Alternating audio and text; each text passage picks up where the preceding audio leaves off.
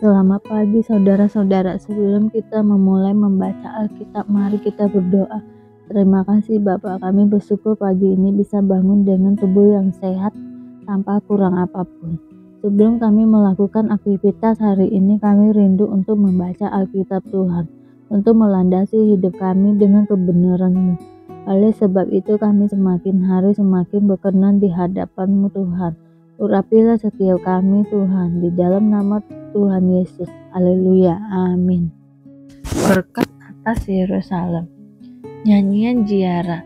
Mereka telah cukup menyesakkan aku sejak masa mudaku. Biarlah Israel berkata demikian. Mereka telah cukup menyesakkan aku sejak masa mudaku. Tetapi mereka tidak dapat mengalahkan aku. Di atas punggungku pembajak membajak membuat panjang alur bajak mereka. Tuhan itu adil. Ia memotong tali-tali orang fasik. Semua orang yang membenci Sion akan mendapat malu dan akan mundur. Mereka seperti rumput di atas soto yang menjadi layu sebelum dicabut, yang tidak digenggam tangan penyabit atau dirangkum orang yang mengikat berkas, sehingga orang-orang yang lewat tidak berkata, "Berkat Tuhan atas kamu." Kami memberkati kamu dalam nama Tuhan. Pengharapan Israel. Nyanyian Ziarah. Dari jurang yang dalam aku berseru kepadamu ya Tuhan. Tuhan, dengarkanlah suaraku. Biarlah telingamu menaruh perhatian kepada suara permohonanku. Jika Engkau ya Tuhan mengingat-ingat kesalahan-kesalahan Tuhan, siapakah yang dapat tahan? Tetapi padamu ada pengampunan, supaya Engkau ditakuti orang. Aku menanti-nantikan Tuhan, jiwaku menanti-nanti dan aku mengharapkan firman-Nya. Jiwaku mengharapkan Tuhan lebih daripada pengawal. Pengharapan pagi. Lebih daripada pengawal mengharapkan pagi.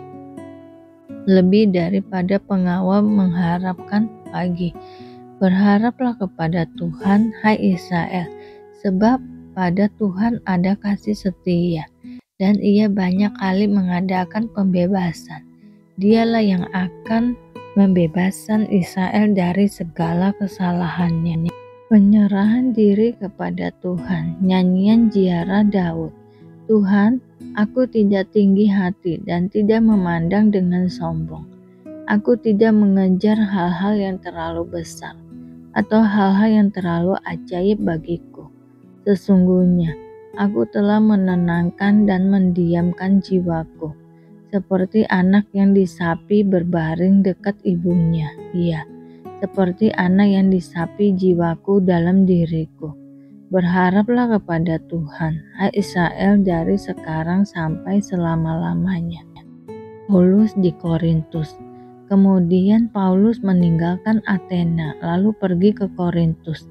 Di Korintus ia berjumpa dengan seorang Yahudi bernama Aquila, yang berasal dari Pontus. Ia baru datang dari Italia dengan Priscilla, istrinya, karena Kaisar Claudius telah memerintahkan supaya semua orang Yahudi meninggalkan Roma. Paulus singgah ke rumah mereka, dan karena mereka melakukan pekerjaan yang sama, ia tinggal bersama-sama dengan mereka. Mereka bekerja bersama-sama karena mereka sama-sama tukang kemah. Dan setiap hari sahabat Paulus berbicara dalam rumah ibadat dan berusaha meyakinkan orang-orang Yahudi dan orang-orang Yunani. Ketika Silas dan Timotius datang dari Makedonia, Paulus dengan sepenuhnya dapat memberitakan firman, di mana ia memberi kesaksian kepada orang-orang Yahudi bahwa Yesus adalah Mesias. Tetapi ketika orang-orang itu memusuhi dia dan menghujat, ia mengebaskan debu dari pakaiannya dan berkata kepada mereka, "Biarlah darahmu tertumpah ke atas kepalamu sendiri. Aku bersih, tidak bersalah. mulai dari sekarang aku akan pergi kepada bangsa-bangsa lain. Maka keluarlah ia dari situ, lalu datang ke rumah seorang bernama Titius Justus yang beribadah kepada Allah dan yang rumahnya berdampingan dengan rumah ibadat.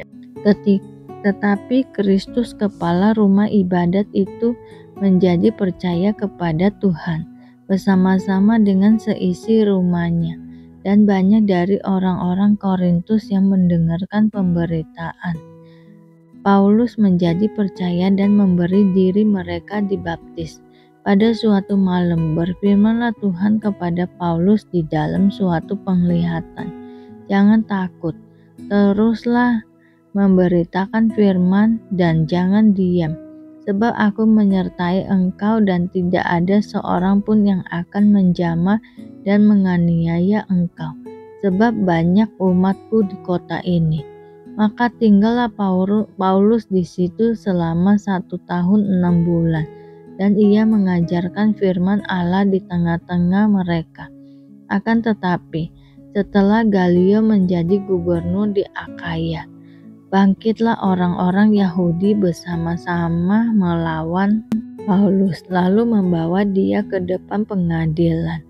Kata mereka, "Ia ini berusaha meyakinkan orang untuk beribadah kepada Allah dengan jalan yang bertentangan dengan hukum Taurat." Ketika Paulus hendak mulai berbicara, berkatalah Galio kepada orang-orang Yahudi itu, "Hai orang-orang Yahudi, jika sekiranya dakwaanmu mengenai suatu pelanggaran atau kejahatan, sudahlah sepatutnya aku menerima perkaramu. Tetapi kalau hal itu adalah perselisihan tentang perkataan atau nama atau hukum yang berlaku di antara kamu, maka hendaklah kamu sendiri mengurusnya. Aku tidak rela menjadi hakim atas perkara yang demikian." Lalu ia mengusir mereka dari ruang pengadilan. Maka orang itu semua menyerbu Sostenes, kepala rumah ibadat, lalu memukulinya di depan pengadilan itu. Tetapi Galio sama sekali tidak menghiraukan hal itu. Paulus kembali ke Antiokhia. Paulus tinggal beberapa hari lagi di Korintus. Lalu ia minta diri kepada saudara-saudara di situ dan berlayar ke Syria. Sesudah ia mencukur rambutnya di Kerea karena ia telah bernasar. Priscilla dan Aquila menyertai dia. Lalu sampailah mereka di Efesus. Paulus meninggalkan Priscilla dan Aquila di situ. Ia sendiri masuk ke rumah ibadat dan berbicara dengan orang-orang Yahudi. Mereka minta kepadanya untuk tinggal lebih lama di situ, tetapi ia tidak mengabulkannya. Ia minta diri dan berkata, "Aku akan kembali kepada kamu, jika Allah menghendakinya." Lalu bertolaklah ia dari Efesus. Ia sampai di Kaisarea, dan setelah naik ke darat dan memberi salam kepada jemaat, ia berangkat ke Antiokhia. Setelah beberapa hari lamanya, ia tinggal di situ. Ia berangkat pula lalu menjelajahi seluruh tanah Galatia dan Frigia untuk meneguhkan hati semua murid Apolos di Efesus.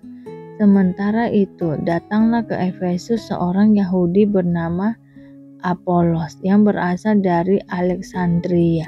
Ia seorang yang fasih berbicara dan sangat mahir dalam soal-soal kitab suci. Ia telah menerima pengajaran dalam jalan Tuhan. Dengan bersemangat ia berbicara dan dengan teliti ia mengajar tentang Yesus. Tetapi ia hanya mengetahui baptisan Yohanes. Ia mulai mengajar dengan berani di rumah ibadat. Tetapi setelah Priscilla dan Aquila mendengarnya, mereka membawa dia ke rumah mereka dan dengan teliti menjelaskan kepadanya jalan Allah, karena Apolos ingin menyeberang ke Akaya. Saudara-saudara di Efesus mengirim surat kepada murid-murid di situ, supaya mereka menyambut dia setibanya di Akaya maka ia oleh kasih karunia Allah menjadi seorang yang sangat berguna bagi orang-orang yang percaya. Sebab dengan tak jemu-jemunya ia membantah orang-orang Yahudi di muka umum dan membuktikan dari kitab suci bahwa Yesus adalah Mesias. Terima kasih Bapak untuk hari ini, sehingga kami dapat membaca Alkitab-Mu Tuhan. Mari doa Bapa kami. Bapa kami yang di surga, dikuduskanlah nama-Mu, datanglah kerajaan-Mu, jadilah kehendak-Mu di bumi seperti di surga. Berikanlah kami pada hari ini makanan kami yang secukupnya, dan ampunilah kami akan kesalahan kami, seperti kami juga mengampuni orang yang bersalah kepada kami. Dan janganlah membawa kami ke dalam pencobaan, tetapi lepaskanlah kami daripada yang jahat, karena Engkaulah yang mempunyai kerajaan dan kuasa dan kemuliaan sampai selama-lamanya. Terima kasih Bapa.